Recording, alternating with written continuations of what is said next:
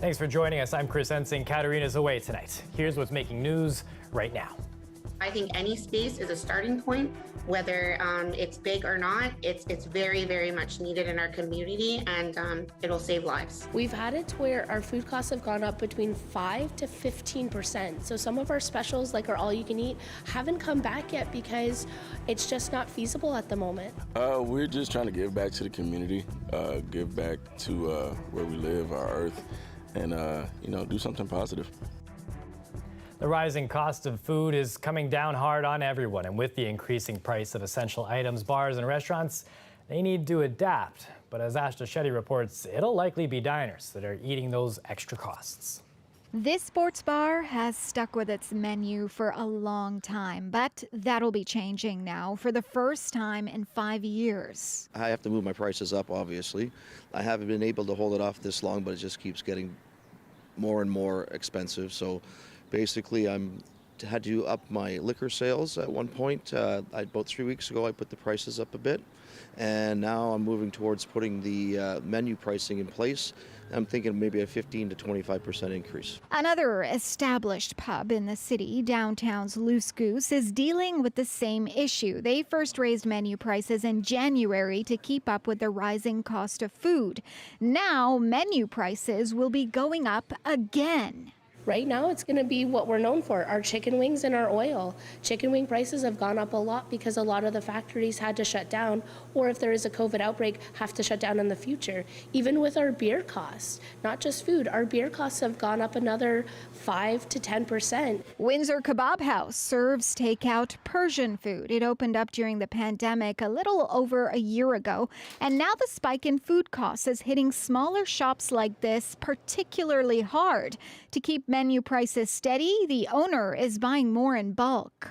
I used to buy the stuff that I use here for my, let's say, weekly usage or daily usage. Now to balance the price, I started to buy it in a bigger volume to just get a little bit discount from the supplier.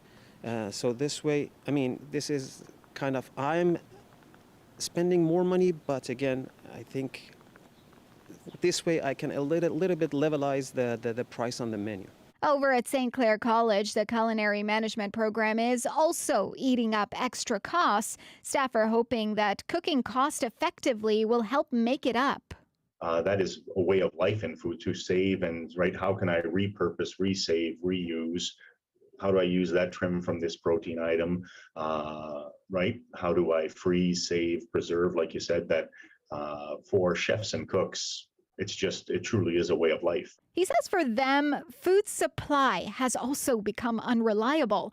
It can sometimes take 3 times longer to get a bulk supply of relatively common proteins like chicken.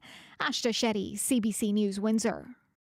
Windsor City Council is in session right now, deciding if a 2-year pilot project to license rental units will go ahead. Council is looking at a bylaw that will allow inspectors to verify rental units that they're up to safety standards. Dale Molnar has been talking to some of the people involved in that study area. He joins us now live. Dale, what are people saying?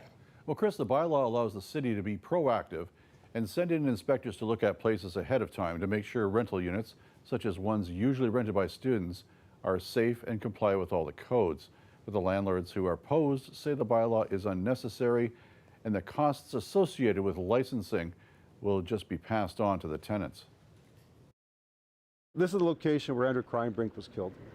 And we're hoping that this law that the City Council is going to pass will at least get the fire inspectors in there and the building inspectors in there to make sure it's just passing that minimal level of safety. There's a new house here now, but back in 2016, a fire took the life of a 19-year-old student. It's tragedies like these that Mike Cardinal hopes the bylaw will prevent. It's important, first of all, for the safety of the residents in these places. Many times they come in very much not knowing of what to look for. They're looking for the space. They may not be considering elements of safety that are so important because they're sleeping there. The initial license fee would be $466. The city has calculated the license structure will cover the cost of implementing the project. For 2 years, it would be limited to rental properties with fewer than 5 units in wards 1 and 2. That is where the bulk of student rentals are. But a lawyer representing a group of landlords in the area says it would just amount to a tax on the tenants because landlords would just pass on the costs to them.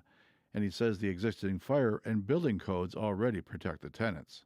And it seems through enforcement, they gain what I will characterize as illegal rights to information gather, to compel people to answer questions. Under the bylaw now, if an enforcement officer wants to investigate something, they can require people to answer any question, produce any document, all which are complete violations, which would never be allowed under Canadian law. The landlords also question how the city is supposed to police landlords who don't register.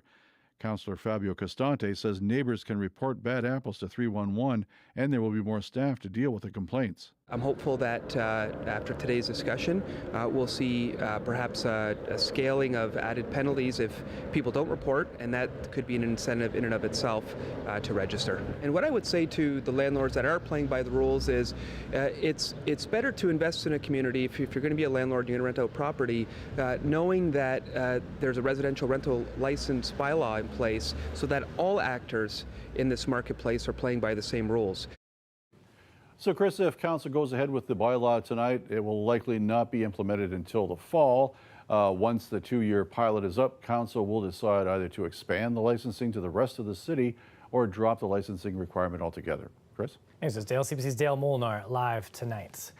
The local health unit says it's secured a space for the previously proposed drug consumption site. It comes at a time when drug-related calls for help in the city are up. As Jacob Barker reports, the health unit plans to move quickly to get the proper approvals in place. Well, this is the new building chosen to be a supervised consumption site for drug users in the community. It's at 101 Wyandotte Street East, and it's right next door to a site previously chosen for the facility just up a bit on Goyo.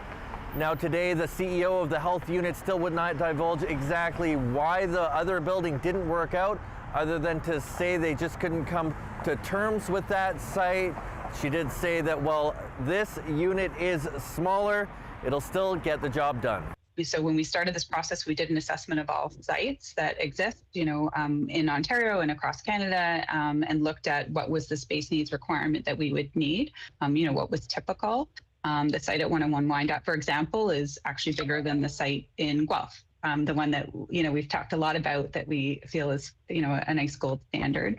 So it definitely has the space we need. I did also speak with one outreach worker in the community who told me the spot is a good one, being in the core of a city and close to a bus route. That makes it easier to access and barrier-free. She did say it was a bit of a shame how long it took to get the site settled, but she knows these things do take time.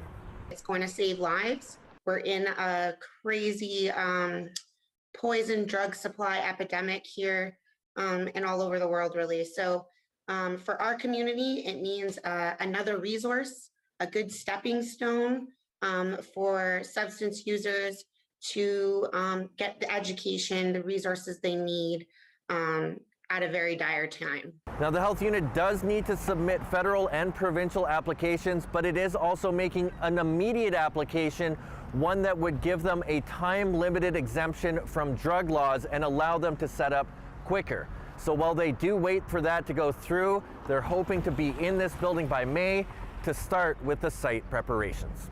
Jacob Barker, CBC News, Windsor. The provincial NDP is out of the gate first, releasing its full election platform tonight. Andrea Horwath's New Democrats are promising a range of measures if they form government after the June 2nd election. And a key theme in the party's pitch, making life more affordable. Our Queen's Park reporter Mike Crawley has the story.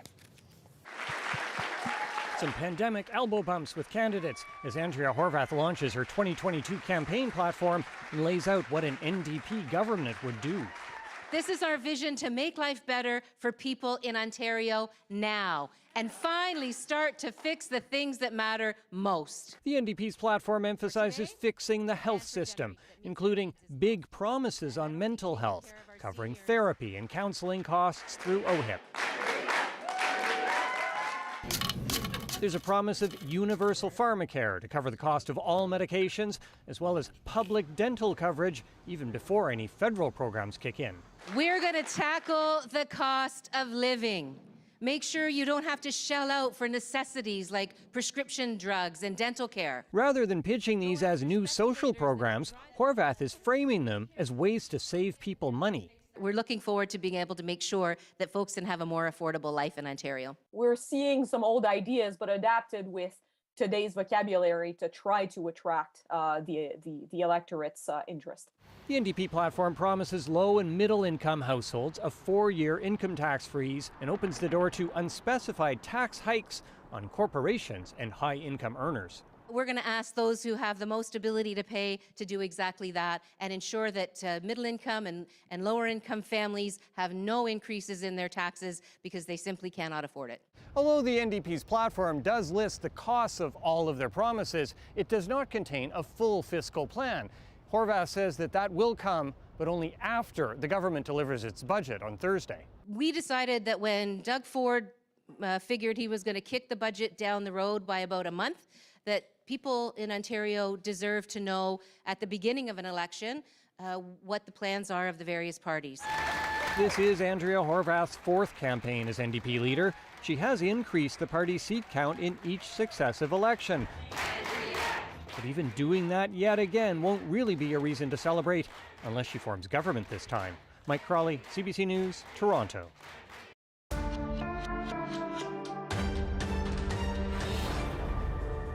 Turning now to the war in Ukraine, Russia has unleashed a string of new attacks against Ukrainian rail and fuel installations. Hits against crucial infrastructure have been reported well into western sections of the country that have been relatively free from fighting. CBC's Ellen Morrow was there for the aftermath of one of the strikes. There were several strikes against railway infrastructure in central and western Ukraine today, and our team saw the aftermath of one of them. We were traveling from Lviv in the west here to the capital, Kyiv, this morning. It wasn't long into that drive that we noticed there were fire trucks racing past us, and sure enough, in the distance there was this great big cloud of gray smoke. We got as close as we could and we noticed these big flames. It was a very large fire, and we learned that there had been a Russian missile strike targeting railway infrastructure there in western Ukraine. We've heard from Russia's defense ministry. It said the strikes today destroyed 6 facilities that were powering railway lines that are supplying foreign-supplied weapons to Ukrainian forces in the east. This is not the first time we've seen Russia target Ukraine's railways. We've heard as well from the head of Ukraine's state railway company saying Russia is trying to systematically destroy Ukraine's railway network. And of course, railways have been so important throughout this crisis, getting people out of Ukraine into safety and bringing in those all-important weapons from international countries to Ukrainian forces. The strikes today come as fighting continues to rage in the east and south of Ukraine, and just hours after U.S. Secretary of State Antony Blinken and the U.S. Defense Secretary Lloyd Austin were here in Kyiv meeting with President Volodymyr Zelensky, pledging more aid and support to Ukraine. The bottom line is this. We don't know how the rest of this war will unfold, but we do know that a sovereign, independent Ukraine will be around a lot longer than Vladimir Putin's on the scene. Now, Blinken said the U.S. will provide $700 million more in military financing to help this effort against Russia. We did not hear from Blinken or Austin while they were in Kyiv. We didn't hear from them until after their visit when they were safely back in Poland. This was supposed to be a clandestine trip here to Kyiv, but President Zelensky on the weekend did tell the world these officials were coming in a press conference. We also heard from Zelensky after this meeting saying he is grateful for the U.S. support, that it's helping his forces defend their country. Ellen Morrow, CBC News, Kyiv. The Canadian military is under fire for not doing enough to detect and prevent white supremacists and other extremists from infiltrating its ranks. The report, released by Defense Minister Anita Anand, takes the military to task for not doing enough to address racism and discrimination over the past 2 decades. Today's discussion is about building a better workplace for members of the Canadian Armed Forces, a workplace free from discrimination where everyone feels safe, protected, and respected. I know what it is like to be a racialized woman in a large institution and to face discrimination and systemic racism. These exclusionary practices are degrading, demeaning, and violate the dignity that everyone deserves, regardless of where they work. Now, the report says the military must act on hundreds of recommendations made in a series of studies and reviews over the past 20 years. Now, they include the need for better recruitment in multicultural communities, offering safe places for nursing mothers, and sacred spaces for people of all faiths. Now, the federal government is easing some COVID-19 public health measures for international travel, and that starts today. Fully vaccinated travelers will no longer be required to provide a quarantine plan when they arrive in Canada. And unvaccinated or partially vaccinated kids aged 5 to 11 no longer have to take a COVID-19 test to enter the country if they're accompanied by a fully vaccinated parent or guardian. But mandatory masking on planes and trains, that will still be required. Planting trees to mark Earth Day. It's certainly an idea that's taken root in our community. Yesterday, more than 800 people turned out to help plant around 2,500 trees along the Ganacho Trail. Now, that event was organized by the Essex Region Conservation Authority, and our Jacob Barker stopped by and spoke with volunteers about what brought them out on what was a very hot Sunday. Well, trees are important, so especially around areas like this, we want to really establish the ecology of the system. So we really want to make sure that the ecosystem around these areas are sustainable, so trees help do that in a lot of ways, actually. There's like a lot of effects that you might not see directly, but when you plant a tree, it leads to more diversity, and there's a lot of ripple effects that can come from this small act. We're kind of like a quality control of just checking to make sure that we're putting the trees in, but that they're done properly so that they are successful. We're just trying to give back to the community, give back to where we live, our earth, do something positive. Planting trees, why do you think that's an important way to give back? We have to breathe, first and foremost. Trees give a lot of life to a lot of things, a lot of organisms in the world, so very important. You guys spend a lot of time in this park? Do you ever come to this park?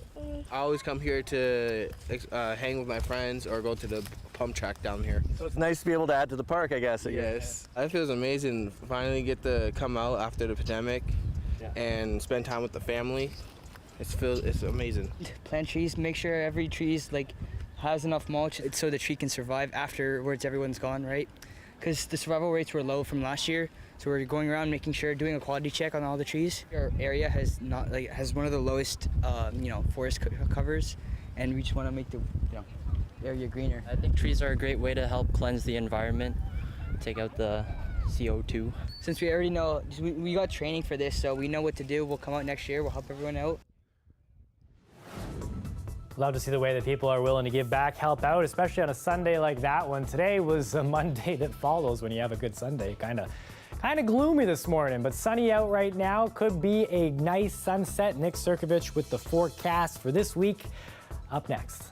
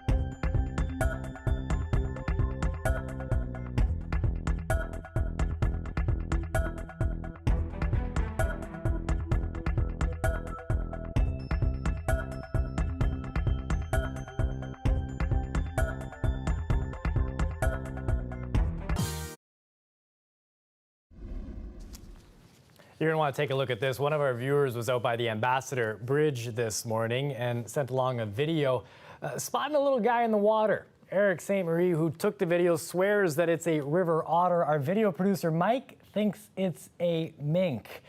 Not sure which it is, but it is one of those adorable creatures that you can find inside of the river this time of year.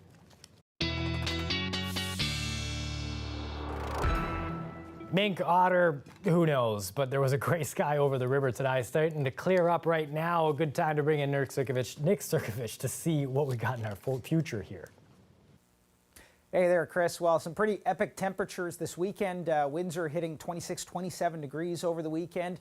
Bit of a change, though, today. What we're looking at is some rain showers. Now, those are actually clearing out, but it does show up in our weather headlines. And here it is. We've got showers moving out. Temperatures, though, are going to dip below the freezing mark over the next couple of days through the overnight period, not during the day. But midweek will be worth the wait with lots in the way of sunshine. Here's a look at daytime highs, 18 degrees down in the Windsor area. And again, you'll notice some of the warmer temperatures sliding out toward the east. So what we've had here really is a shift in our weather pattern, dragging in some cooler temperatures. There's the rain that's pushed off. A few scattered or isolated showers this evening. That's pretty much it. And then as we head through tomorrow morning, I think we'll see a hint of sunshine. It clouds over, though, as we head through tomorrow afternoon, and the risk for some spotty or at least isolated showers tomorrow. And then this.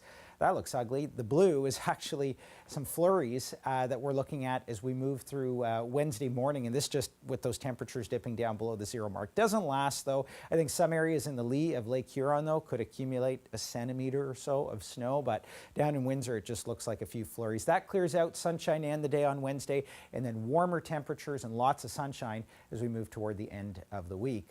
For tonight, temperatures above the zero mark, looking at temps around 4 degrees, partly cloudy skies as that sky cover begins to clear out. Then as we move through the next 5 days, there's your overnight lows. So starting tomorrow, that's kind of what we've got to watch here. So 9 degrees tomorrow, mainly cloudy, the risk of a few isolated showers. Dips to 0. Wednesday, cooler though at 6 degrees.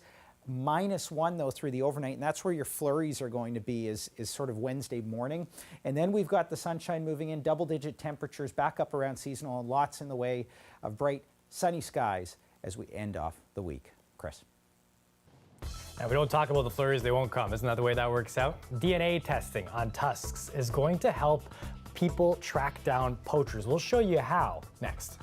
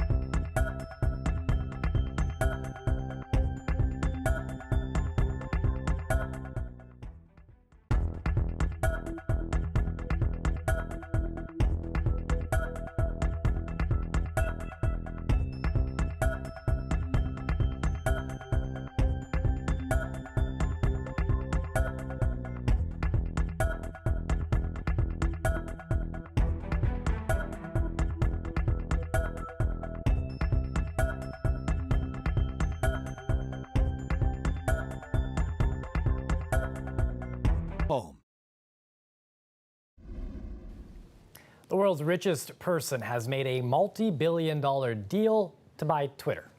Elon Musk, the man behind the Tesla automobile and the SpaceX rockets and spacecraft, offered $44 billion US to buy Twitter, the news and social media sharing site. Today, Twitter announced Musk's offer had unanimous approval from the company's board of directors.